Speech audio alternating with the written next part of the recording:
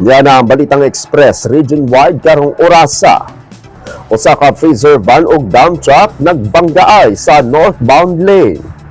Tulo ang naangol human magkabangga ang usa ka freezer van ug dump truck sa northbound lane sa Skyway sa wala pa ang bikutan exit sa Dakbayan sa Parañaque sa Metro Manila kaniadtong Miyerkules sa buntag.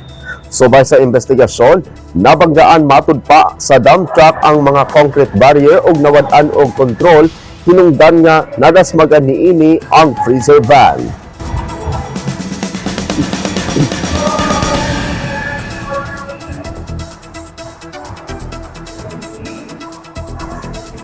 Samtang BTI Sarangani og mga lider sa industriya naghimo og strategic meeting aron palambuon ang kakao ug coffee sa Kiamba.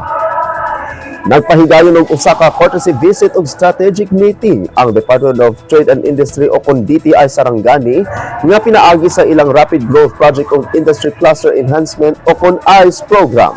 Kauban ng mga leader sa mga industriya ug mga lokal nga opisyal ni adtong Mayo 26 ang maong tigong gipahigayon didto sa Office of the Municipal Mayor sa poblasyon sa Banwa sa Kiamba sa probinsya sa Sarangani.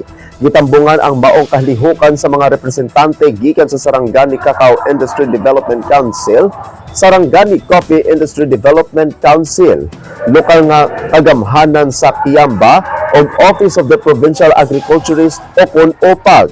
Gihisgutan sa maong grupo ang mga nag-unang hagit sa industriya o gipahimutang ang hiniusang puwersa alang sa usa ka tumong ang pagtukod og komprehensibong database alang sa mga produktong kakao ug kape sa Banwa sa Kiamba nga dako usab nga gipaluyohan sa lokal nga kagamhanan.